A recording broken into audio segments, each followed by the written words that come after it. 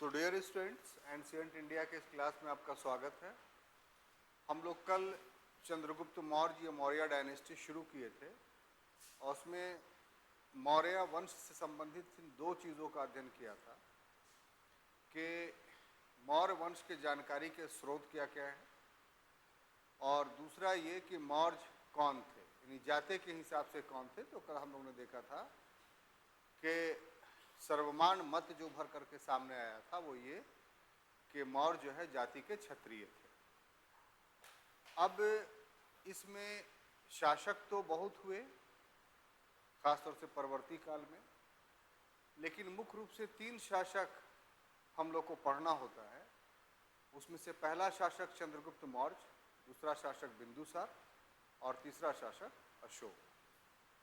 अशोक का भारतीय इतिहास में काफ़ी महत्वपूर्ण स्थान है, क्योंकि अशोक अपने दो कामों के लिए बहुत जाना जाता है। एक के उसने बहुत विध्वंसात्मक एक युद्ध किया था जिसको कलिंग का युद्ध कहा जाता है, और इस युद्ध ने अशोक का पूरा मन और मस्तिष्क दोनों को परिवर्तित कर दिया, और जो चंडाशोक कहलाता था वो अब धम्माशोक हो गया, और उसने वैश्विक स्तर पे धम्म की स्थापना का प्रयास किया। तो अशोक जितना अपने दिग्विजय के लिए नहीं जाना जाता है, अपने इंपीरियलिज्म के लिए नहीं जाना जाता है, उससे ज़्यादा अपने धार्मिक विश्वास के लिए या विश्व में शांति की स्थापना के लिए जाना जाता है। और उसके बाद फिर उसके वंश का पतन हो गया, तो बहुत सारे लोग हुए। अंत में 185 ईसा पूर्व में पुष्यमित्र शुंग ने इस मौर्य वंश का अंत करके एक नवीन वंश शुंग वंश की स्थापना की। तो हम लोग के अध्ययन का जो एरिया होगा वो हम लोग आमतौर पे 322 ईसा पूर्व से लेकर करके 185 ईसा पूर्व तक पढ़ेंगे, और भी अधिकांश जो इतिहास होगा 236 ईसा पूर्व तक का ही होगा, क्योंकि अशोक का काल यहीं तक का है। जहाँ तक चंद्रगुप्त मौर्य का जो प्रारंभिक जीवन है, तो नेपाल की तराई में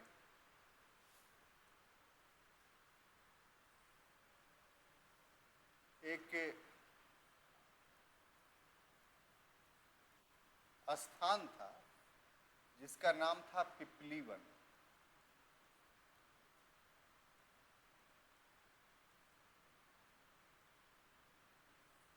और इसी स्थान का वो निवासी था, परंतु दुर्भाग्य ये हुआ कि इसके पिता की हत्या जो है एक सीमांत युद्ध में हो गई थी।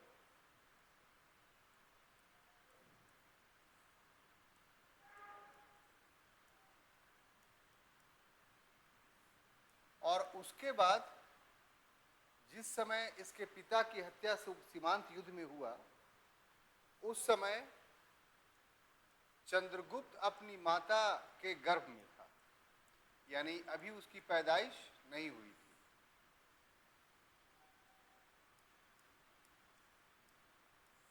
और ऐसी परिस्थिति में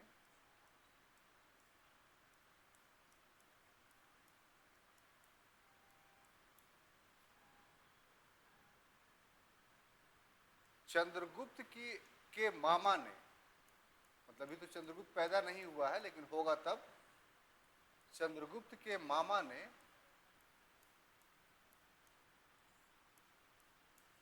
उसकी मां को पाटलिपुत्रा पहुंचा दिया। उसकी मां को कहां पहुंचा दिया? पाटलिपुत्रा पहुंचा दिया।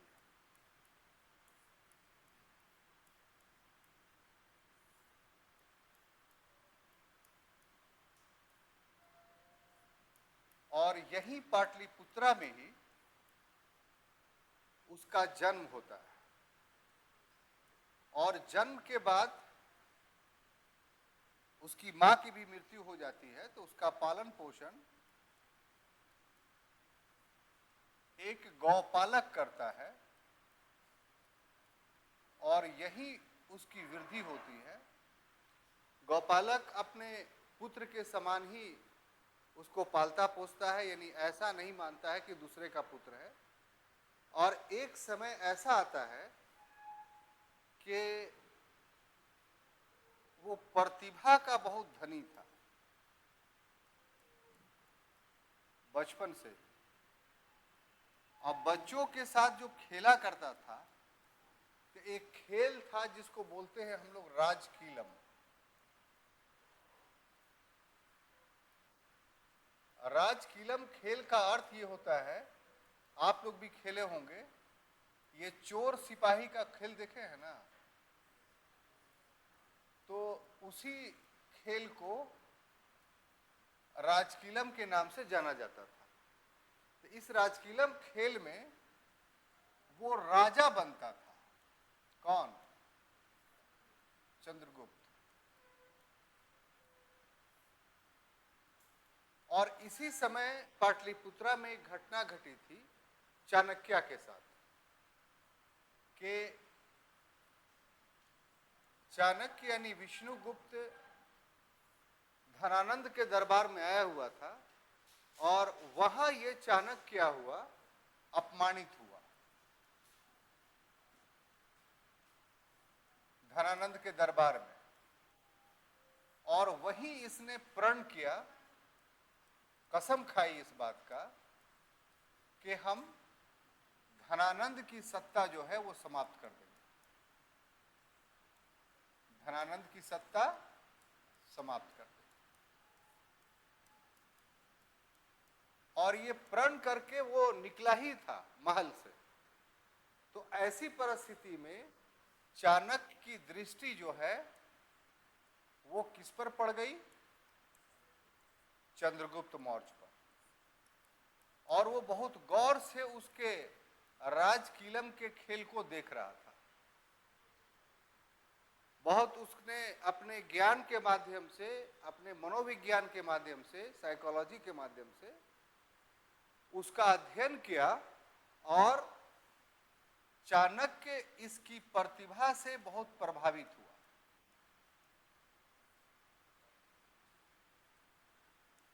इतना प्रभावित हुआ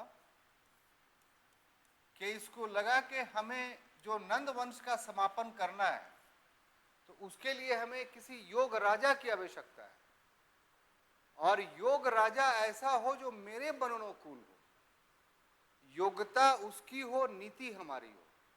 यानी उसको बना बनाया कोई राजा नहीं चाहिए था। जो एस्टैब्लिश्ड किंग है उससे वो सहायता लेना नहीं चाहता था, बल्कि वो चाहता था कि जिस राजा के द्वारा हम धनानंद की सत्ता को समाप्त करें, वो राजा हम पैदा करें, उसको सारा हुनर, सारा ज्ञान, सारा प्रशिक्षण हम दें, ताकि वो मेरे अधीन रह करके मेरे लक्ष्य को प्राप्त करे। तो वो किसी को राजा थोड़ी बना सकता था, राजा उसी को बना सकता था जिसके अंदर राजा बनने की प्रतिभा या गुण या क्वालिटीज हो। तो इसी क्वालिटीज को उसने राजकीलम खेल में देख लिया। और उसके बाद क्या किया कि चंद्रगुप्त को 1000 करशापन, ये 1000 करशापन कोई मामूली रुपया नहीं था उस समय। जिस समय का बात हम कर रहे हैं, उस समय अद्धा और बीख में काम चलता था, लोगों के पास करशापन बहुत कम होते थे। उस समय 1000 करशापन में क्या किया, इसको परचेज किया, और परचेज करने के बाद इसको तक्षशिला ले गया। आप जानते हैं कि कंधार की राजधानी तक्षशिला थी, और उस समय तक्षशिला भारत का बहुत बड़ा विश्वविद्यालय था। देश विदेश से पढ़ने के लिए लोग इस विश्वविद्यालय में आते थे, और चाणक्य उसका प्रमुख आचार्य था। यानी ऑल इन ऑल जो था वो उस विश्वविद्यालय का मालिक वही था। तक्षशिला ले गया, और यहाँ क्या किया उसने कि चंद्रगुप्त मौर्य को ट्रेंड किया, प्रशिक्षित किया। प्रशिक्षित किस मामले में किया? तो तत्कालीन कंटेम्प्रेरी जो नॉलेज था, जो उस समय एक शिक्षित व्यक्ति माना जा सकता था जिस ज्ञान के माध्यम से, वो सारा ज्ञान उसको प्रदान किया। इसके अलावा एक राजा को सैनिक दृष्टिकोण से जो जो विद्या जाननी चाहिए थी, यानी शस्त्र विद्या, युद्ध विद्या, उन सभी में उसको पारंगत किया। और सबसे बड़ी बात यह है कि जिससे उसको लड़ना था आने वाले समय में, यानी यूनानी आक्रमण से, तो उस समय सिकंदर भारत में मौजूद था। तो सिकंदर की कूटनीतिकता, सैनिक सक्षमता, ये सब चीज को देखने के लिए चाणक्य ने चंद्रगुप्त मौर्य को बाज़ाब्ते तौर पे सिकंदर के दरबार में भेजा था, और वो भी उसके एक प्रशिक्षण का अंग था। सिकंदर ने भी चंद्रगुप्त की प्रतिभा को पहचान कर इसके मारने का आदेश दिया था, लेकिन अपने चतुराई के कारण चंद्रगुप्त मौर्य सिकंदर के कब्जे से निकलने में सफल रहा और अपने स्थान पर पहुंच गया। तो इस प्रकार उसका पूरा प्रारंभिक जीवन है। अब हम लोग आगे जो बातें पढ़ने जा रहे हैं कि आखिर किस तरीके से चंद्रगुप्त मौर्य ने भारत में मौर्य साम्राज्य की स्थापना की। देखिए, यहाँ पर एक बात बता देना चाहते हैं कि इतिहास का जो हर टॉपिक होगा या जो भी विषय लेसन हम लोग पढ़ेंगे, तो वो एक दूसरे से पढ़ने के तरीके में मेल नहीं खाएगा, क्योंकि हर शासक के समय की घटनाएं अलग अलग हैं। हर को उस समय घटने वाली घटनाओं के दृष्टि से आपको देखना होगा। जैसे एग्जाम्पल के तौर पर चंद्रगुप्त मौर्य हम लोग पढ़ रहे हैं, तो इसमें हम लोग मुख्य फोकस इस बात का देंगे कि उस समय जो धनानंद या उत्तर पश्चिमी भारत में जो यूनानी आधिपत्य था, उससे देश को कैसे मुक्त किया, इसकी सबसे बड़ी भूमिका ये थी। लेकिन जब अशोक पढ़ेंगे तो अशोक में इन सभी चीज़ों को नहीं देखना होगा। क्यों? कि अशोक को ये दिग्विजय जो है ऑलरेडी पहले बना बनाया मिल गया। तो उसने अपने शासनकाल में काम क्या किया? तो एक बचा हुआ क्षेत्र था कलिंग, उसको जीता, और उसके बाद अपना साम्राज्य अस्थायित्व प्राप्त करे, स्टेबिलिटी हो। यानी अशोक का उद्देश्य था कि हमारे मरने के बाद भी ये मौर्य डायनेस्टी जो है चलता रहे, हम ऐसी व्यवस्था कर करके जाए। उसके लिए उसने धम्मा की नीति को अपनाया। तो अशोक पढ़ेंगे तो अशोक के धम्मा की नीति काफी महत्वपूर्ण हो जाएगी। तो उपलब्धियों में कहने का अर्थ है कि हर शासक की उपलब्धियां अलग अलग है, इसलिए पढ़ते समय हमें अंतर दिखाई पड़ेगा। तो आप ये नहीं दिमाग में पाल लेंगे कि हर शासक को एक ही तरीके से पढ़ा जाता है। अब देखिए, दूसरा टॉपिक जो हम लोग लेने जा रहे हैं, जो मेन बॉडी हुआ, वो तो इंट्रोडक्शन हम लोगों ने देखा कि चंद्रगुप्त मौर्य का अचीवमेंट क्या था।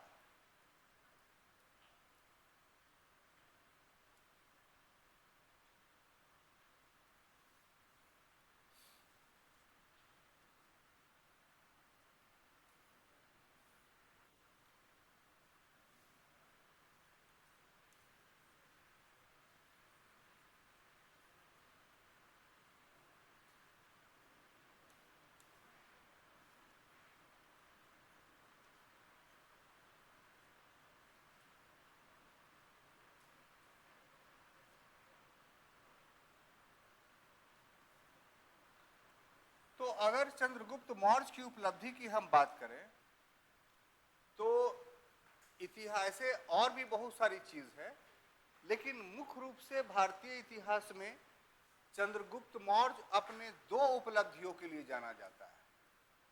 टू एस्टैब्लिशमेंट के लिए या अचीवमेंट के लिए वो जाना जाता है। और उसकी दो उपलब्धियां कौन कौन थी? तो पहला उपलब्धि जो उसका था वो था यूनानी दासता से मुक्ति।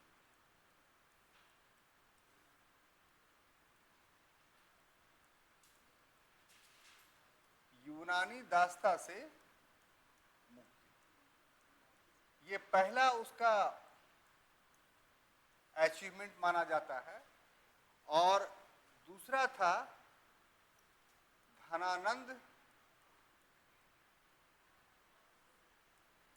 की सत्ता की समाप्ति।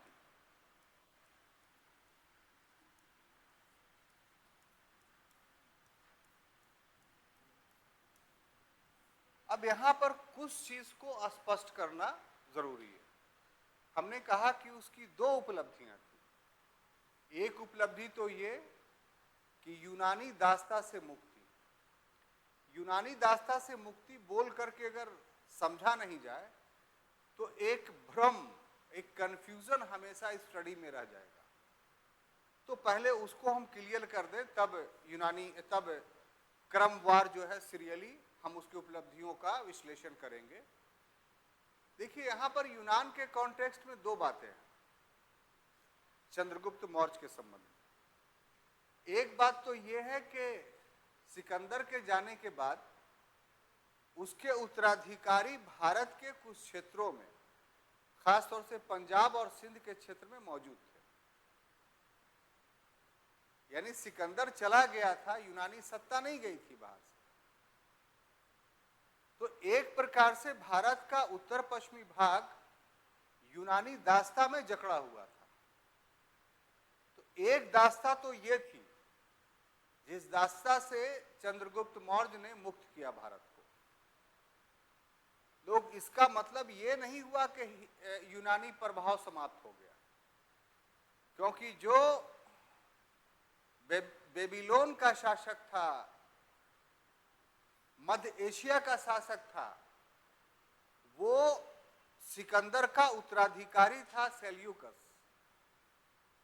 और जिस प्रकार से सिकंदर एक महत्वाकांक्षी व्यक्ति था, उसी तरीके से उसका उत्तराधिकारी, उसके साम्राज्य का जो सेल्यूकस हुआ, वो भी महत्वाकांक्षी था। और जब भारत से यूनानी सत्ता समाप्त हो गई तो सेल्यूकस ने फिर पुनः भारत को विजित करने की कोशिश की। तो इस तरीके से चंद्रगुप्त मौर्य ने दो दफा भारत को यूनानी प्रभाव से मुक्त किया। एक बार उसने स्थापित यूनानी सत्ता को समाप्त किया और दूसरी बार में वो यूनानी आक्रमण को विफल किया। यानी सिकंदर का आक्रमण तो सफल हो गया था, लेकिन सिकंदर के बाद का जो आक्रमण हुआ सेल्यूकस के नेतृत्व में, वो सफल नहीं हुआ। और इसके पीछे जो कारण था वो ये कि सिकंदर के समय भारत एकीकृत नहीं था, यूनिफाइड नहीं था। 28 छोटे छोटे स्टेट्स उत्तर पश्चिमी भारत में थे और वो सब आपस में क्लैश था, उनका युद्ध था, और जिसका फायदा उठा करके सिकंदर जीत गया। लेकिन जब सेल्यूकस भारत में आता है तो उसको एक संयुक्त शक्ति का सामना करना पड़ता है, जिसके कारण से मकदूनियाई शासक जो है वो पराजित हो गया, यूनानी शासक पराजित हो गया। तो चंद्रगुप्त के कंटेक्स्ट में यूनान से जो संबंध है वो सिर्फ एकल नहीं है, यूनिटरी नहीं है, बल्कि ड्युअलिस्टिक है, दोहरा संबंध है। एक संबंध जो पहले से स्थापित सत्ता था उसके साथ, और दूसरा संबंध आपको मन नहीं लग रहा, लगता है तबीयत ठीक नहीं, दूसरा के संभावित आक्रमण का भी उसने सामना किया। तो आमतौर पे देखिए साहब, पढ़ने के समय में कहां पर आदमी नहीं समझ पाता है, जिसके वजह से याद नहीं हो पाता है। तो एक इस टॉपिक में ये स्थान भी है। आमतौर पे किताबें पढ़ते हैं तो आप इसको इग्नोर कर देते हैं, इस डिफरेंस को, इस अंतर को। और अगर इस अंतर को पहले ही आप समझ जाइए तो फिर आपको बहुत इजी होगा समझने में, कोई प्रॉब्लम नहीं होगा। हिस्ट्री फिर बहुत ही आसान हो जाएगा। हिस्ट्री का किसी भी सब्जेक्ट को आप पढ़ते हैं और उसके इस तरह से जो अंतर्द्वंद सब्जेक्ट में पाया जा रहा है, उसको अगर आप क्लियर कर लेते हैं अपने पास, तो फिर आपको वो सब्जेक्ट फौरन याद आ जाता है। एक तो ये हुआ, ये बहुत बड़ी उपलब्धि उसकी थी क्योंकि भारत इसी से आक्रांत था। और इस कंटेक्स्ट में एक बात और कि अगर चाणक्य नहीं होता या विष्णुगुप्त नहीं होता तो फिर वो भावना ही पैदा नहीं होती। यहां पर एक सीख ये भी मिलता है कि राज व्यवस्था में सबसे पहला महत्व जिस चीज का होता है वो सेना का नहीं होता है, बल्कि राज व्यवस्था में गवर्नमेंट चलाने में सबसे पहला महत्व विचारधारा का होता है, और तब बाकी राजनीतिक व्यवस्था के जो अन्य अंग है, जिसमें सेना भी एक प्रमुख अंग है, योग राजा भी एक प्रमुख अंग है, तब उसकी बारी आती है। ऐसा क्यों कह रहे हैं कि अगर उस विदेशी आक्रमण का कारणों की जानकारी नहीं होती, उस आक्रमण के दुष्परिणामों की जानकारी नहीं होती, तो फिर हम संभावित आक्रमण या पूर्व के आक्रमण के प्रभाव को समाप्त करने का प्रयास ही नहीं करते। हम दास बन गए हैं, हम गुलाम बन गए हैं, इसका जब तक पता ही नहीं चलेगा तब तक हम उस गुलामी को खत्म करने का प्रयास कैसे करेंगे। तो ये एक विचार था। तो इस विचार को जिस व्यक्ति ने सबसे पहले महसूस किया, आंभी ने महसूस नहीं किया, शशिगुप्त ने महसूस नहीं किया, बल्कि उसके लिए जो सबसे बड़ी राजनीति थी वो ये कि आंभी को पोरस से झगड़ा था, शशिगुप्त को अन्य भारतीय राज्यों से झगड़ा था, उसके लिए सिकंदर वरदान था। उसकी विचारधारा इस प्रकार की थी, तभी न सिकंदर भारत में आके हर शक्तियों को पराजित करने में सफल रहा। लेकिन एक एकीकरण की विचारधारा सबसे पहले जिस व्यक्ति के मस्तिष्क में उत्पन्न हुआ वो व्यक्ति था चाणक्य। मतलब राष्ट्र के प्रति उसने सबसे पहले राष्ट्रवादी विचारधारा को महसूस किया, और जब विचारधारा वैचारिक रूप से तैयार हो गया तब उसको व्यवहारिक रूप देने के लिए चंद्रगुप्त मौर्य को चुना। तो चंद्रगुप्त मौर्य पहले ही से वैचारिक आयाम की पूर्ति का साधन था, एक इक्विपमेंट्स था। ये चंद्रगुप्त मौर्य की उपलब्धि नहीं थी, ये एक्चुअली में चाणक्य की विचारधारा की उपलब्धि थी। हम समझते हैं कि अब आप टॉपिक को पूरी तरीके से समझ गए। अब इसको एलोबरेट कीजिएगा तो आपको ज्यादा मजा आएगा। जहां तक धनानंद की बात है, तो भाई इसका उन्मूलन वो क्यों चाहता था चाणक्य? इससे क्या उसको खुन्नस थी? ये तो सिकंदर नहीं था, ये तो भारत का था। इसकी उपलब्धि तो यह था कि इसके नेतृत्व में भारत का यूनिफिकेशन कंप्लीट हुआ, क्योंकि कलिंग को धनानंद नहीं जीता था। उत्तर पश्चिम भारत को छोड़ करके बाकी जितने महाजनपद थे उन सभी महाजनपद को अनंतिम रूप से यूनिफाइड करने का अंतिम काम जो किया गया वो धनानंद के द्वारा किया गया।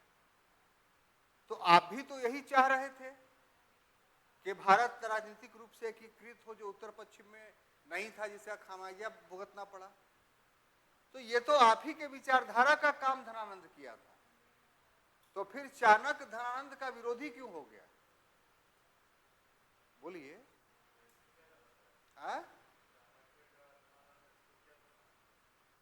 हाँ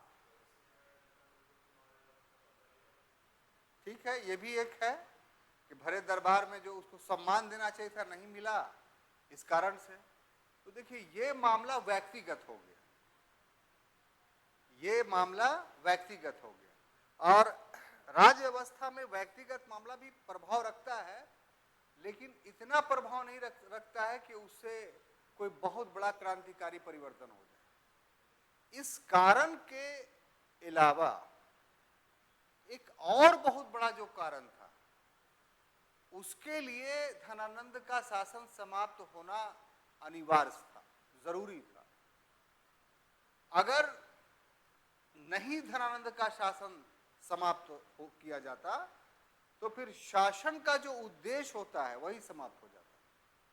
फिर आप उसको शासन कह ही नहीं सकते। और वो मामला क्या था कि ये घोर अत्याचारी शासक था, और अत्याचार के माध्यम से अधिक करों की वसूली ये जनता से करता था। और बल प्रयोग के माध्यम से करों की वसूली करता था।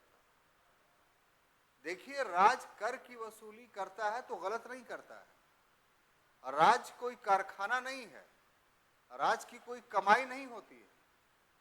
राज का एक उद्देश्य या मूलभूत उद्देश्य अपने स्टेट्स में, अपने देश में शांति व्यवस्था स्थापित करना है, रूल ऑफ लॉ को एस्टेब्लिश करना है और जनता के लिए वेलफेयर का काम करना है। यही तो राज का दो काम होता है और इन दोनों कामों के लिए उसे धन की आवश्यकता होती है।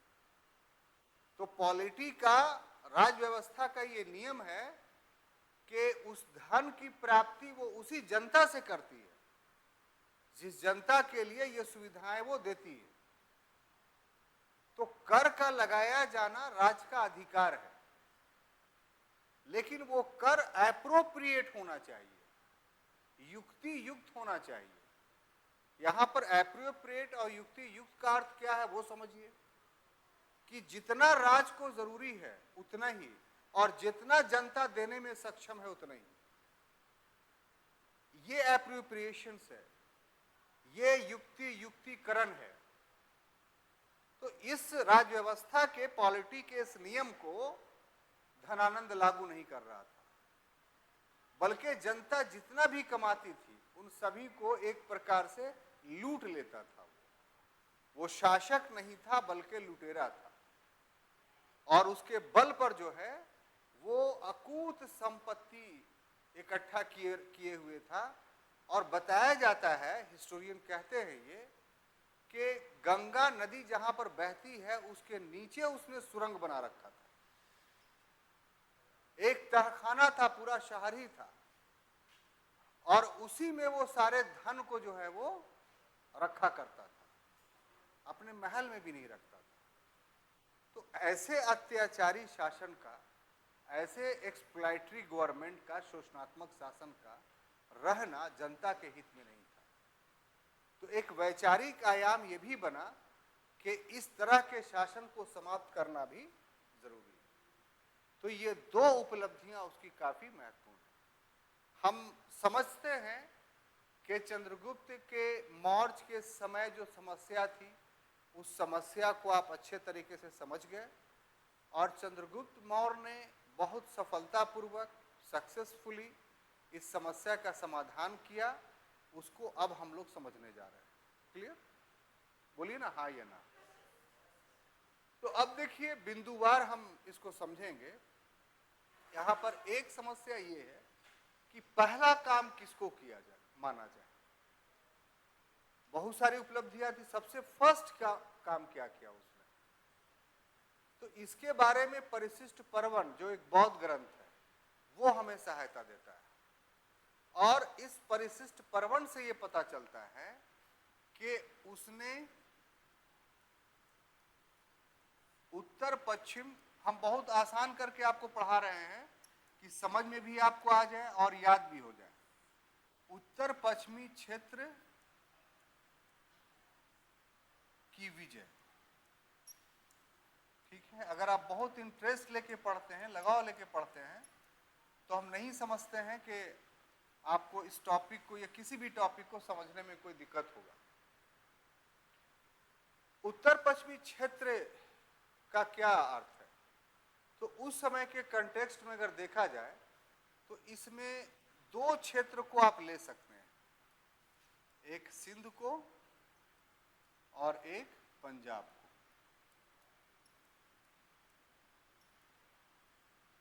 ठीक है ना?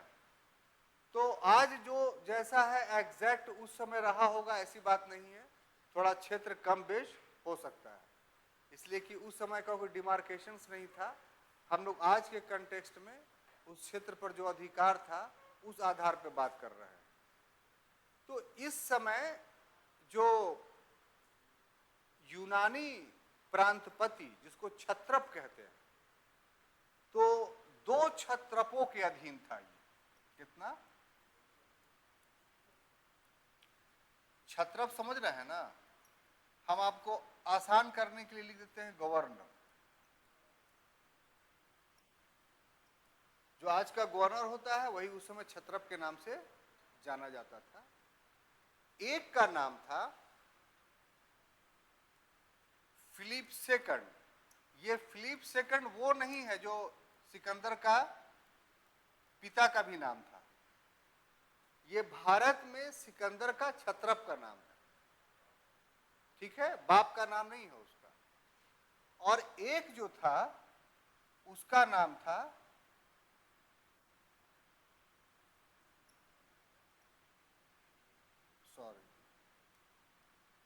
डाइमेकस।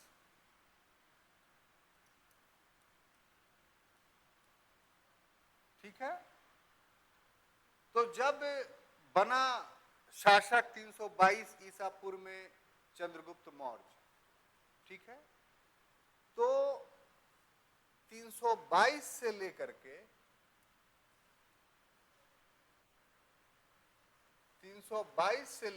320 के पीरियड को अगर देखिएगा तो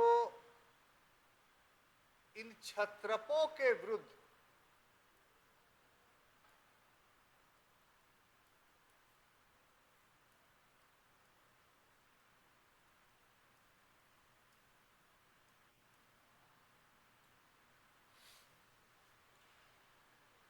नहीं, ये डेट थोड़ा गलत है, 25 से 23, 25 से 23, यानी सिकंदर भारत से जैसे ही गया, 26 में उसका आक्रमण हुआ, 14 वर्ष तक रहा, 14 महीनों तक रहा वो, उसके बाद गया तो 325 में गया मानिए आप।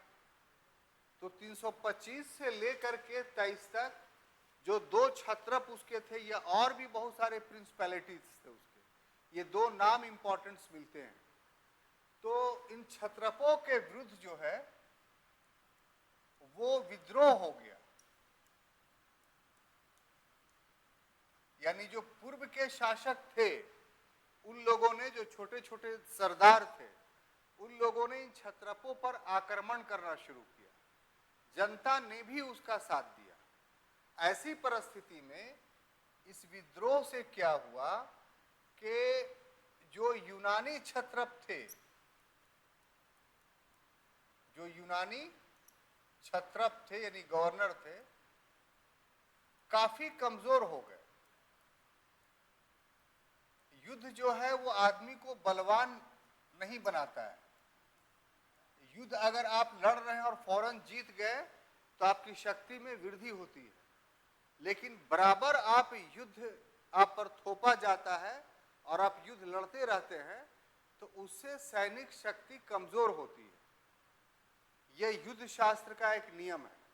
तो अभी अभी तो सिकंदर गया था और ये वो सेना थी, वो क्षत्रप थे जो अभी भी उसके साथ लड़े थे, और जैसे ही सिकंदर गया वैसे ही इस सेना को विद्रोह का सामना करना पड़ा। तो इसकी परिणति क्या होगी? तो वो सेना कमजोर होगी। इसका लाभ जो है वो चंद्रगुप्त मौर्य ने उठाया। इसका लाभ कौन उठाया? चंद्रगुप्त मौर्य।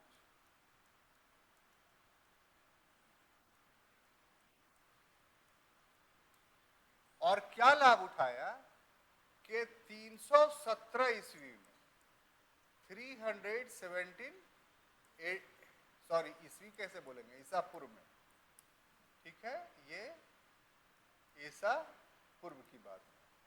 317 ईसा पूर्व में एक शासक था प्रवर्तक। इतिहासकार कहते हैं कि पोरस को प्रवर्तक कहा जाता है, लेकिन ये डिस्प्यूटेड है।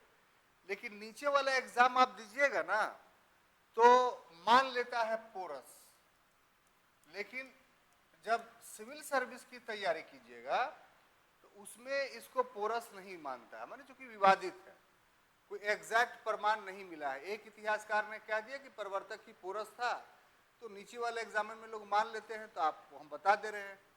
लेकिन हाईली एग्जाम में जाइएगा तो आप ऐसा नहीं बोल सकते, ये लिख सकते हैं।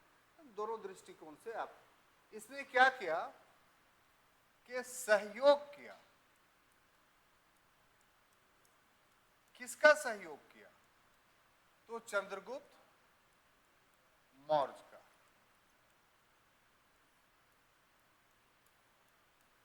और आप जानते हैं कि अगर ये पोरस है तो पोरस सिकंदर का विरोधी शुरू से रहा, लड़ाई लड़ा, हारा भी तो उसके सामने गर्दन नहीं झुकाई।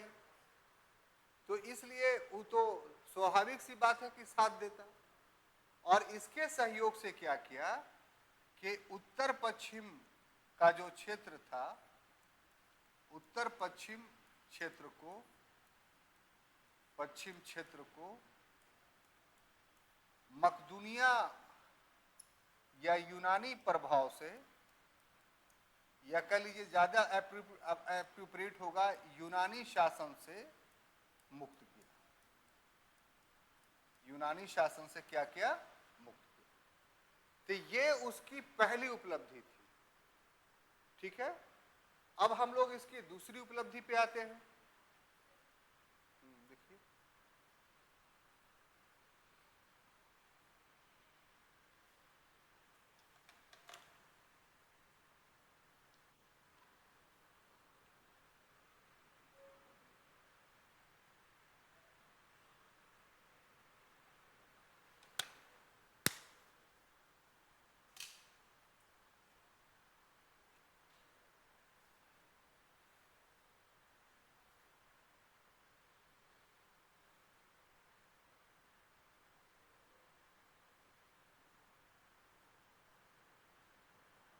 लिखिए, आराम से लिखिए।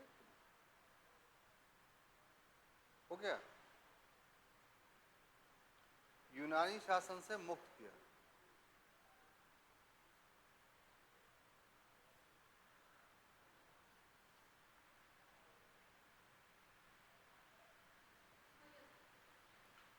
अब देखिए, हम लोग दूसरा पॉइंट लेते हैं।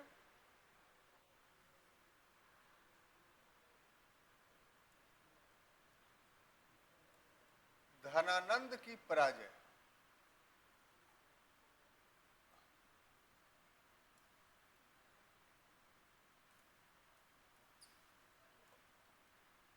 उसके बाद उसका जो दूसरा लक्ष्य था कि हम धनानंद को पराजित करें। तो इसमें जो परिशिष्ट परवण से जानकारी मिलती है वो ये कि आखिर धनानंद को कैसे पराजित किया। तो इसमें दो विचार हैं। एक विचार तो ये है कि मध्य से आक्रमण किया, मतलब डायरेक्ट पाटलिपुत्रा पर आक्रमण कर दिया। और दूसरा विचार यह है कि सीमा क्षेत्र पर आक्रमण किया।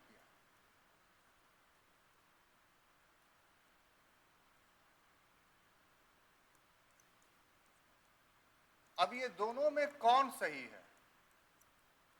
तो इसमें एक बुढ़िया की कहानी जो है का सहारा लिया जाता है। इतिहास में बहुत सारी समस्याएं जो है कहानियों से भी हल होती हैं, परंपराओं से भी हल होती हैं। तो उसमें इसका समाधान इसी ढंग से हो रहा है कि एक कहानी है जिसमें एक बच्चा जो है वो फूली हुई रोटी खाता था या खा रहा था। तो बीच से उसको जब तोड़ा उसने तो उसके हाथ जल गए। तो उसकी नानी बगल में बैठी हुई थी, उसने उसको समझाया कि बेटा रोटी हमेशा किनारे से खाया करो, बीच से खाओगे तो मुंह जल जाएगा। तो ये एक सिंबॉलिक बात कही गई थी जो चंद्रगुप्त मौर्य पर लागू हुआ, जिसका अर्थ ये हुआ कि उसने सबसे पहले केंद्र पर ही आक्रमण कर दिया था, जिसमें उसकी पराजय हुई थी। तब उसने सोचा कि सीमावर्ती क्षेत्र से विजित करना शुरू करेंगे, तब हमारा जो है वो विजय होगा। तो इस प्रकार से चंद्रगुप्त मौर्य ने जो धनानंद के खिलाफ, धनानंद के विरुद्ध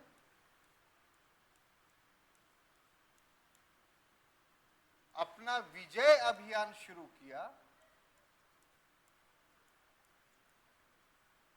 अपना विजय अभियान जो आरंभ करता है, जो शुरू करता है, वो बीच से नहीं बल्कि सीमावर्ती क्षेत्र से करता है। यानी जहां पर उसकी सीमा समाप्त हो रही थी वहां से वो से आरंभ करता है और अंत में जब सभी क्षेत्रों को वो जीत लेता है तो अंत में वो पाटलिपुत्रा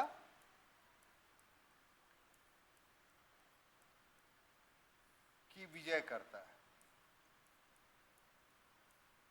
इसमें जो विवरण प्राप्त होते हैं उससे यह पता चलता है कि इस युद्ध में, इस क्रम में घमासान युद्ध हुआ।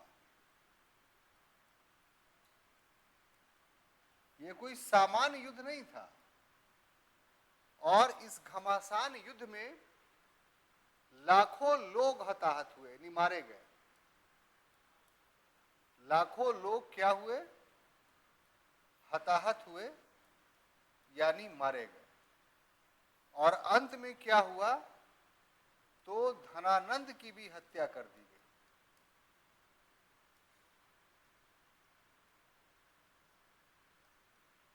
यहां पर एक बात बताना भूल गए थे जो काफी इंटरेस्टेड है, हमको शुरू में ही बताना चाहिए था, और वो एक टॉपिक था कि चंद्रगुप्त मौर्य की सेना कैसी थी। तो यहां पर जो धनानंद था वो काफी सैनिक दृष्टिकोण से काफी मजबूत शासक था। उस समय, जिस समय का इतिहास पढ़ रहे हैं, उस समय सैनिक सेवा देने वाला एक विशेष वर्ग ही हुआ करता था। यानी सभी लोग सैनिक नहीं बनते थे। सैनिक की योग्यता अलग होती थी, वो तो हर दौर में होती है। वो आरंभिक दौर था तो उसमें ये बात ज्यादा महसूस की जा रही थी क्योंकि सभी लोग युद्ध लड़ने वाले नहीं थे। आजकल तो बहुतों लोग युद्ध के लिए तैयार हो जाते हैं, मिलिट्री में भर्ती के लिए तैयार हो जाते हैं। तो ऐसी परिस्थिति में धनानंद धनी था, तो उसके साम्राज्य में जितने भी युद्धक लोग थे उसको वो पहले ही अपने सेना में भर्ती कर लिया था। इसीलिए मगध साम्राज्य में कोई व्यक्ति बचा ही नहीं था कि जिसको सेना में भर्ती किया जाए। पहली तो समस्या ये थी। दूसरी समस्या ये थी कि धनानंद के विरुद्ध ऐसी सेना खड़ी की जाए जो उसकी सेना से ज्यादा आक्रामक हो, एग्रेसिव हो। और इसमें चाणक्य की कूटनीतिकता ने काम किया, जो उसका साजिशी सोच था, या कह लीजिए जो उसकी विद्वता थी, उसने बहुत काम किया इस क्षेत्र में। और इसके माध्यम से जो है उसने अपने वैचारिक के बुद्धि से जो सोचा वो ये कि जो जंगली क्षेत्र में चोर डाकू रहते थे कि ये ऐसा वर्ग है जो ज्यादा एग्रेसिव होता है। क्योंकि चोर डाकू का क्या होता है कि जानता है कि अगर वो बच गया तो वो बचेगा तभी जब हम मरेंगे।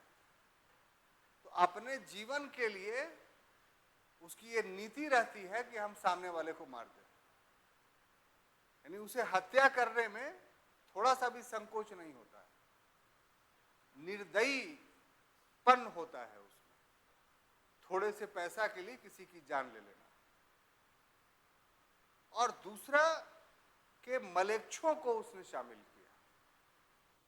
मलेच्छ किसको बोला जाता है कि जो बाहर की जातियां हैं, यानी भारत का लोग वो नहीं है।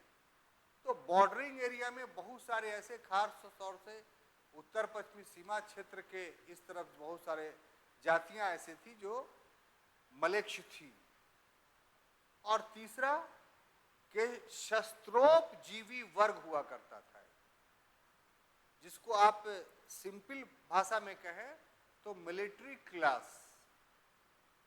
और ये मिलिट्री क्लास वैश्विक रूप में पाया जाता था, यानी जाति ही थी ऐसी जो लड़ा करती थी, और ऐसी जाति को शासक लोग हायर करते थे भाड़े पर, जब अवसर मिलता था तब। तो इन लोगों को मिला कर करके चाणक्य ने एक सेना बनाई थी। तो उसकी सेना जो थी, कहने का मतलब यह है कि ऑलरेडी पहले ही से ट्रेंड थी और पहले ही से खूंखार थी। तो उस सेना का जब सामना हुआ धनानंद की सेना का, तो धनानंद की सेना उस सेना के सामने नहीं टिक पाई और लाखों लोग उसके मारे गए और अंत में धनानंद मारा गया। इस प्रकार से पहले पॉइंट के मुताबिक उत्तर पश्चिम क्षेत्र से मुक्त किया उसको। दूसरे पॉइंट के मुताबिक संपूर्ण जो मगध महाजनपद के अधीन एक विशाल मगध राज्य बन गया था, उस पर भी उसका अधिकार हो गया। क्लियर? अब तीसरा पॉइंट जो आपको पढ़ना है वो पॉइंट है वितस्ता या झेलम का युद्ध। वितस्ता या झेलम का युद्ध।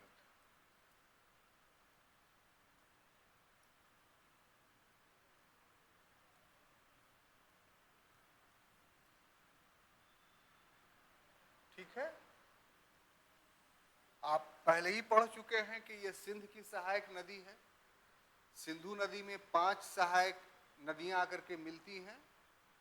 यानी अगर सिंधु की बाएं तरफ देखें तो सबसे पहली जो नदी है वो झेलम मिलती है, झेलम के बाद चिनाव मिलती है, उसके बाद रावी मिलती है, उसके बाद सतलुज मिलती है और अंत में सतलुज में ही जाकर के व्यास मिल जाता है।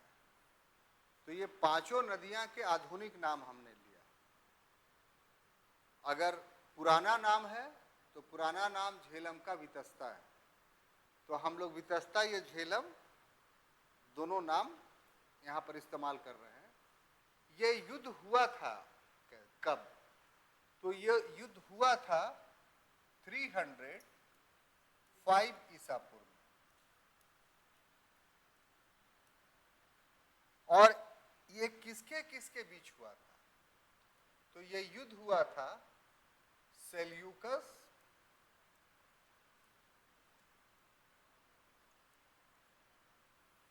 प्लस चंद्रगुप्त मौर्य के बीच में।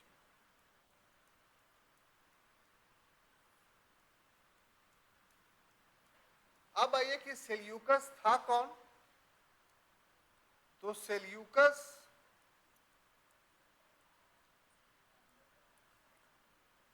सिकंदर का उत्तराधिकारी था, डायरेक्ट आप बोलिए। और जो उसका गृह राज्य था वहां का शासक था, सक्सेसर ऑफ सिकंदर था। अब देखिए, सक्सेसर ऑफ सिकंदर रहता तो कोई बात नहीं थी, बल्कि इसने बैक्ट्रिया यानी बल्ख और बेबीलोन, बेबीलोन का मतलब आज का इराक, ये दोनों को विजित कर चुका था।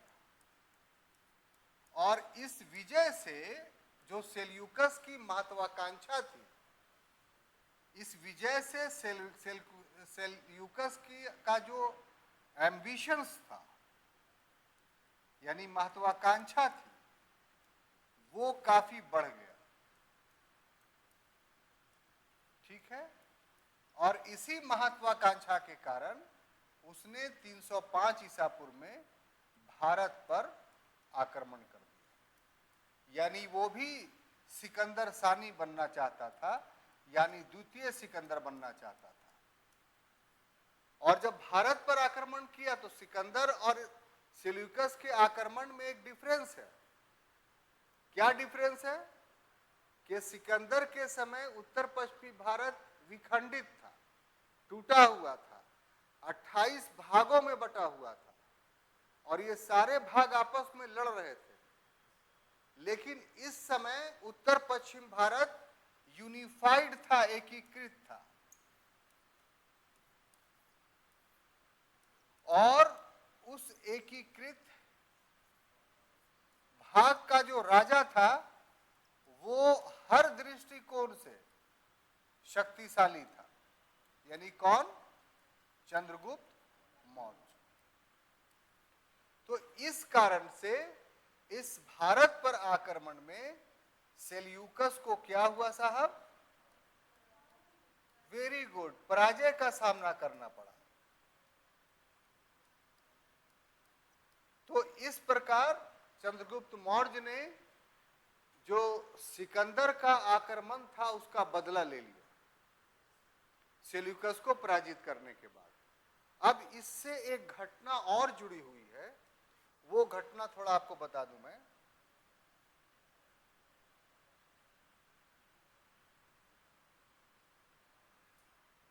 कि इस पराजय के बाद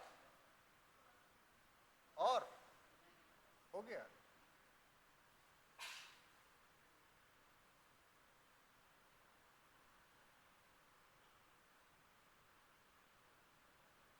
ठीक है।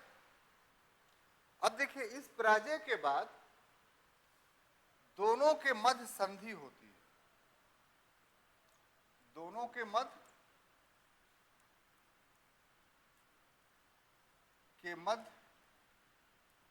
संधि होती है। और संधि की शर्तें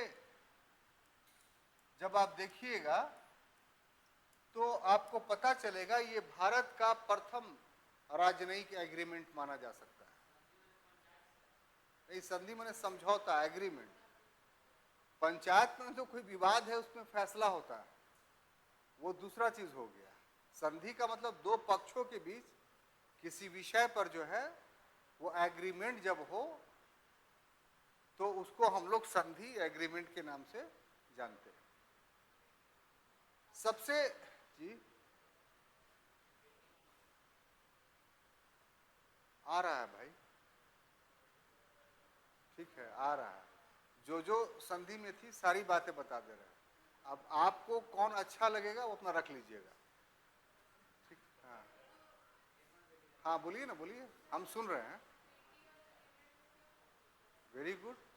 ट्रीटी जब भी होता है तो दो शासकों के बीच में होता है या दो देशों के बीच में होता है, और संधि जो होती है वो दो पक्षों के बीच में होता है। वो पक्ष व्यक्तिगत भी हो सकते हैं, लेकिन ट्रीटी जब भी होगा तो वो दो राजनीतिक शक्तियों के बीच में होता है। हर शब्द के अर्थ अलग अलग होते हैं, ठीक है। तो पहला जो इस संधि की शर्तें थी वो ये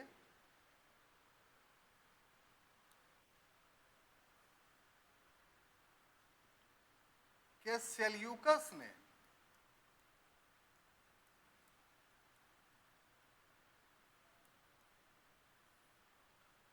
चार क्षेत्र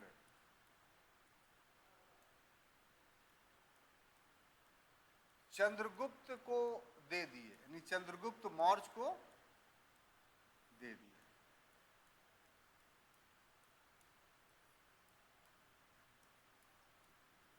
ठीक है। ये कौन था?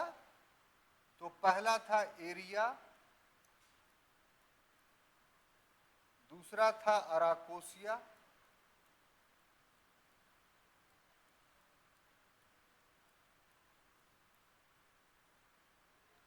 तीसरा था जेड्रोसिया,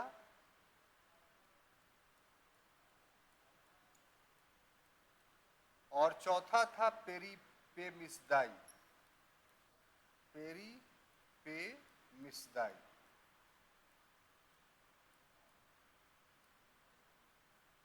अब आप सोचिएगा कि ये कौन है, भारत में कहाँ है ये? तो एक्चुअली में ये यूनानी नाम है। क्या नाम है? यूनानी नाम। और यूनानियों के द्वारा भारतीय क्षेत्र का दिया गया नाम। तो एक्चुअली में ये क्या था?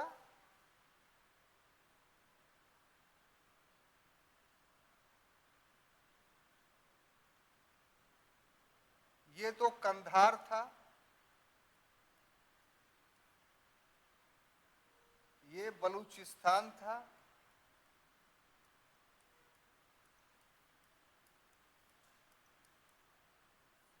और ये काबुल था।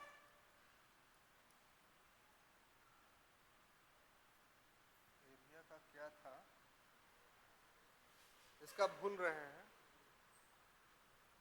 एकदम दिल में है, मुंह पे नहीं आ रहा है। क्या है एरिया?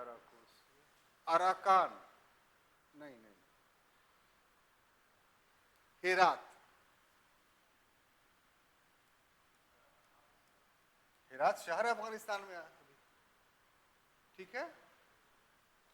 तो एरिया का मतलब आज का हेरात, अराकोसिया का मतलब आज का कंधार, और जेड्रोसिया का मतलब आज का पूरा बलूचिस्तान, और पेरेपिमिसदाई का मतलब आज का काबुल। ये क्षेत्र किसको दे दिया? चंद्रगुप्त मौर्य को दिया। किसने दिया? सेल्यूकस ने। इस शर्त, इस संधि का पहला पॉइंट ये था है? नहीं, इसके बाद का क्षेत्र ईरान है। ये अभी के पूरा का पूरा अफगानिस्तान का एरिया है। हाँ, रास्ता यही था, रास्ता यही था। और जो अफगानिस्तान में एक्चुअली में हिंदू कुश पर्वतमाला है, तो कोई भी उस तरफ से आएगा तो उस पर्वतमाला को पार करना होगा। तो उस हिंदू कुश पर्वतमाला में एक ही ऐसा दर्रा है जो स्थल का है, और वो है खैबर। तो आज भी वो अफगानिस्तान में दर्रा है, खैबर दर्रा। तो जितना भी पश्चिम भारत से आक्रमण हुए हैं भारत पर, वो सब इसी खैबर दर्रा से हुए है। हाँ, पास है, पास को दर्रा बोलते हैं। हाँ, खैबर पास। दूसरा जो संधि की शर्तें थी वो ये कि चंद्रगुप्त मौर्य ने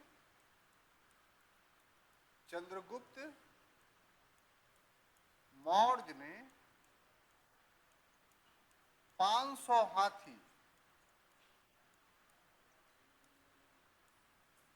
500 हाथी सेल्यूकस को दिए।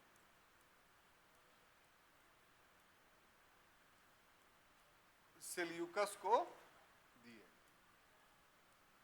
ये दूसरा प्रोविजंस था, प्रावधान था इस संधि का। तीसरा कि सेल्यूकस ने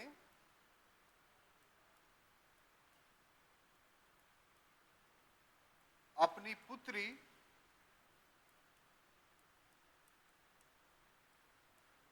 जिसका नाम हेलेना था,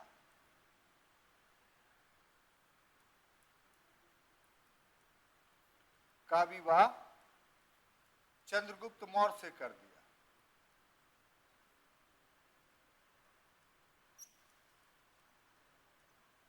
चंद्रगुप्त मौर्य से कर दिया।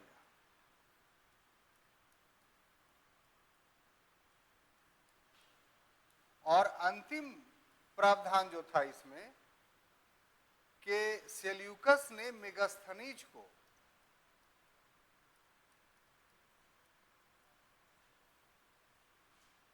अपना राजदूत बनाया। किसके? चंद्रगुप्त मौर्य के दरबार में। तो इस तरीके से जो आक्रमण हुआ सेल्यूकस का, उसमें न सिर्फ पराजित हुआ, बल्कि जो संधि हुई, उस संधि से भी चंद्रगुप्त मौर्य को लाभ हुआ। और इस तरीके से उसकी ये तीसरी उपलब्धि कंप्लीट होती है। जल्दी की जाए ताकि चौथी पांचवी सब आगे बताते चले।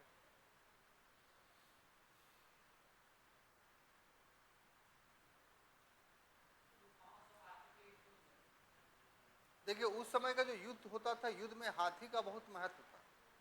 जिस सेना के पास हाथी ज्यादा होती थी, जीत उसी की होती थी।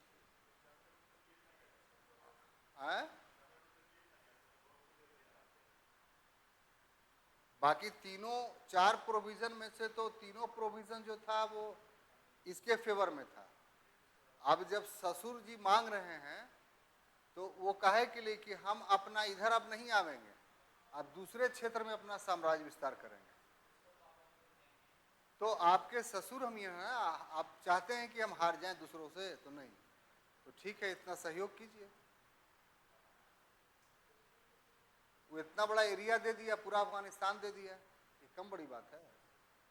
तब मिटाऊं?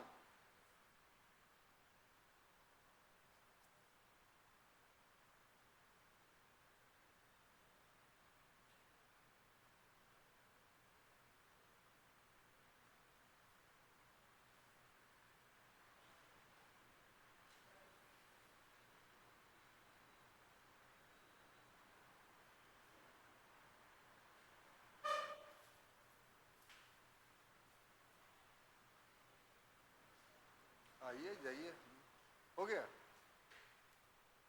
अब देखिए ये तीसरा ना था साहब, है? चौथा पे आते हैं तो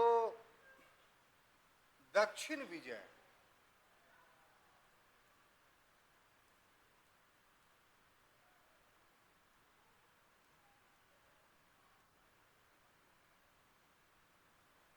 देखिए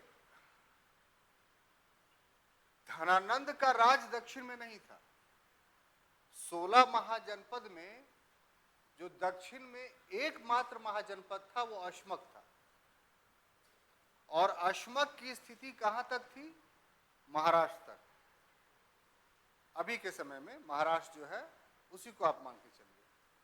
तो दक्षिण के किसी क्षेत्र को अगर जीता भी होगा धनानंद तो महाराष्ट्र तक, उससे नीचे वो नहीं गया। फिर पश्चिम भारत के महाजनपद की जानकारी नहीं मिलती। तो ये दो क्षेत्र ऐसे थे जो बचे हुए थे, जो धनानंद के साम्राज्य में नहीं था। धनानंद के साम्राज्य का पूरा भाग पर ही चंद्रगुप्त मौर्य ने अधिकार किया था, और उत्तर पश्चिमी भारत पर जो मकदूनियन अधिकार में था उस पर अधिकार किया था। तो दक्षिण भारत छुटा हुआ था। तो इसका जो विवरण हमें प्राप्त होता है वो ये कि इसका दक्षिण विजय का प्रमाण हम लोग माने, अगर सबूत कि कैसे आप कहेंगे कि चंद्रगुप्त मौर्य ने जीता, तो इसके दो प्रमाण हैं। पहला प्रमाण ये है कि अशोक का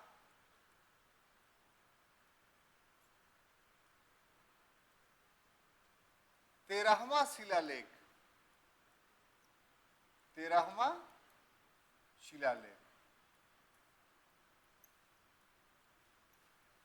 और 13वां शिलालेख में क्या कहता है अशोक?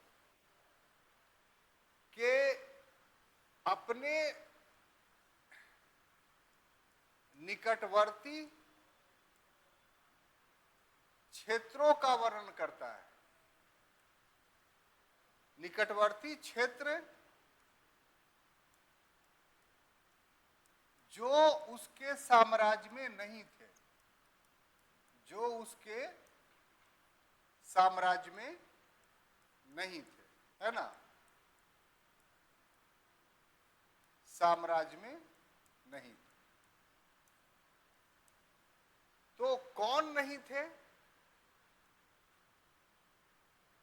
केरल। इसको ऐसे कीजिए, केरल लिखना गलत होगा। चेर, चोल, पांड और सत्यपुत्र।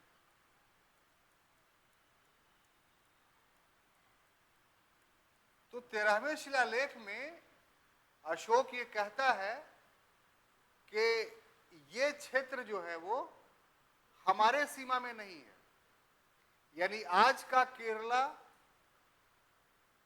और तमिलनाडु, ठीक है, और तमिलनाडु से जुड़ा हुआ जो निचला भाग कर्नाटक का है वो उसके साम्राज्य में नहीं है। अब सवाल पैदा ये होता है कि अशोक ने अपने जीवन में सिर्फ एक ही युद्ध किया था, और वो था कलिंग यानी उड़ीसा का।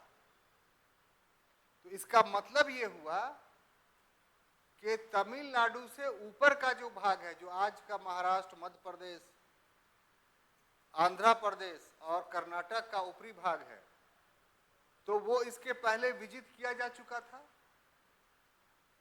तभी ना अशोक को साम्राज्य में मिला, उसने तो विजित नहीं किया था। अशोक के पहले बिंदुसार है, तो बिंदुसार कोई युद्ध नहीं किया है, सिवा उसके शासन में तक्षशिला में 2 विद्रोह हुए थे। एक विद्रोह को दबाने के लिए सुसीम को भेजता है और दूसरे विद्रोह को दबाने के लिए अशोक को भेजता है। तो जब बिंदुसार ने युद्ध किए ही नहीं और अशोक सिर्फ कलिंग का युद्ध लड़ता है, ऐसी परिस्थिति में अशोक कहता है कि केरल और तमिलनाडु के ही वो क्षेत्र है जो हमारे साम्राज्य में नहीं है, बाकी के सब के हम शासक हैं। तो इसका मतलब दक्कन का अधिकार चंद्रगुप्त मौर्य ने किया होगा, तभी ना अशोक के पास गया, ऐसे एक्सप्लेन कीजिएगा। और दूसरा प्रमाण क्या है कि चंद्रगुप्त मौर्य का अंतिम दिन, चंद्रगुप्त मौर्य की मृत्यु कह लीजिए, की मृत्यु। तो चंद्रगुप्त मौर्य की मृत्यु कहां हुई? तो कर्नाटक में एक जगह है सरवन बेलगोला, सरवन बेलगोला, और यहां उसने जिस पद्धति को अपनाया उसको बोलते हैं संलेखना। क्या बोलते हैं? संलेखना। थोड़ा इसको समझते हैं। तो जो विवरण प्राप्त होता है परिशिष्ट प्रवण से कि चंद्रगुप्त मौर्य के शासन के अंतिम समयों में एक अकाल पड़ा। कहां अकाल पड़ा? पाटलिपुत्रा में या मगध में। और उस समय तक चंद्रगुप्त मौर्य जैन धर्म को अपना चुका था, चंद्रगुप्त मौर्य, और भद्रसाल के प्रभाव में था। भद्रसाल उस समय का सबसे बड़ा जैन विद्वान थे और 14 पूर्व के जानकार थे। सबसे बड़ी बात यह, वही अंतिम जानकार थे। उसके बाद 14 पूर्व जो मूल ग्रंथ था जैन धर्म का, वो विलुप्त हो गया, खत्म हो गया। तो उनके साथ वो चंद्रगिरी पर्वत, आज भी कर्नाटक में बेंगलोर से 12 किलोमीटर दूर जाइएगा तो एक चंद्रगिरी पर्वत है, वो उन्हीं के वजह से उस पर्वत को आज भी चंद्रगिरी पर्वत कहा जाता है। उस पर एक मठ की स्थापना की हुई है। तो वहीं वो लोग भद्रसाल और चंद्रगुप्त मौर्य चले गए। और जैन धर्म में एक उपासना की पद्धति है, एक इबादत करने का तरीका है, प्रार्थना करने का तरीका है, और वो ये है कि भूखा रहना और भूखा रह करके शरीर को त्याग देना। जैनियों के यहाँ आत्मा और शरीर का जो संबंध है वो बहुत नकारात्मक है, और ये विचार सिर्फ जैनियों के यहाँ ही नहीं बल्कि सभी धर्मों में, कि आत्मा के लिए शरीर एक पिंजड़ा है, एक कैदखाना है, और आत्मा चाहती है कि जितना जल्दी हो हम इस पिंजड़े से छूट जाए। और कैद में किसी का जीवन तो ठीक लगता नहीं है, तो जिसके अंश हैं हम उससे जाके मिल जाएं, तभी हमको शांति मिलेगी। और वो अंश उसका क्या है? तो परब्रह्मा है।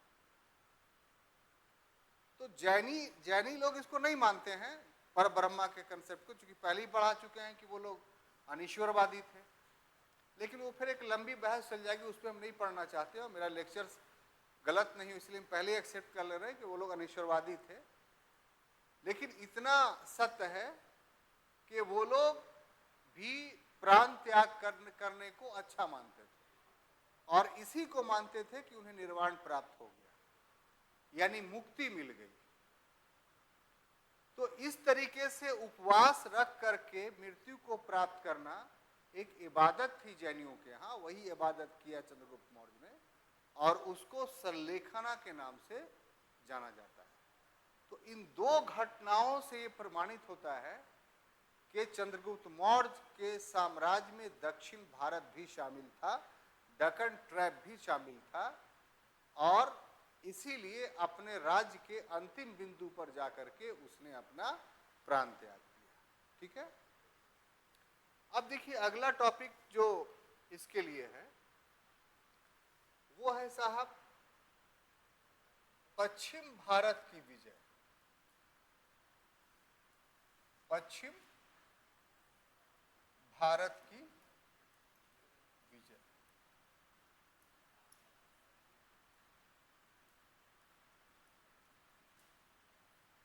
ठीक है, अब देखिए पश्चिम भारत की विजय का पुरातात्विक साक्ष्य मिलता है। प्रथम शताब्दी ईस्वी का एक शासक है पश्चिमी भारत का ही, जिसका नाम है रुद्रदामन। और रुद्रदामन ने एक अभिलेख जारी किया था अपने शासनकाल में और उसका नाम था जूनागढ़ अभिलेख। क्या नाम था? जूनागढ़ अभिलेख। इस अभिलेख में यह खुदा हुआ है, जूनागढ़ अभिलेख में, कि चंद्रगुप्त मौर्य का एक प्रांतपति था। चंद्रगुप्त मौर्य का एक प्रांतपति था, जूनागढ़ का ही प्रांतपति था, यानी गवर्नर था। कहाँ का? जूनागढ़ का, जिसका नाम था पुष्यगुप्त वैश्य। क्या नाम था? पुष्यगुप्त वैश्य। और वो कहता है कि हमारा जो गवर्नर है वो जिस झील का पुनरुद्धार कर रहा है उसको बनाया था चंद्रगुप्त मौर्य ने, यानी पुष्यगुप्त ने। और उस झील का नाम था सुदर्शन झील। सुदर्शन झील, इससे नहरें भी निकली थी। तो ये इसका पुष्यगुप्त किया था, निर्माता था, निर्माण किया था। और ये किसके आदेश से किया था? इसको आदेश किससे प्राप्त हुआ था? तो आदेश प्राप्त हुआ था चंद्रगुप्त से। तो इससे ये साबित होता है कि भाई जब पश्चिम भारत चंद्रगुप्त मौर्य के अधीन होगा तभी ना उसने उस क्षेत्र में सुदर्शन झील बनवाया।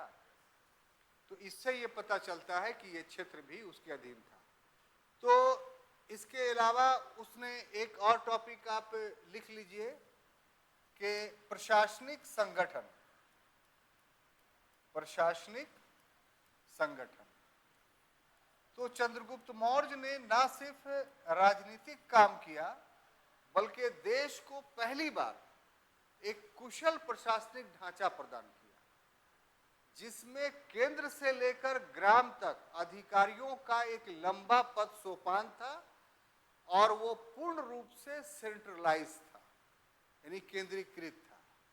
तो इस तरीके से हम पाते हैं कि चंद्रगुप्त मौर्य जो एक साधारण पृष्ठभूमि से उठ करके राजजातक बनने में सफल रहा और बहुत सफलतापूर्वक शासन किया और भारत को प्रथम बार एक राजनीतिक और प्रशासनिक एकता दी, तो इससे उसका व्यक्तित्व काफी अद्वितीय हो जाता है, यूनिक हो जाता है। तो छात्रों, ये सब था कुछ बिंदु जो चंद्रगुप्त मौर्य से संबंधित था। हम अगले क्लास में जब उपस्थित होंगे तो इसके बाद के खंडों को पढ़ेंगे। तब तक के लिए अनुमति दीजिए। धन्यवाद।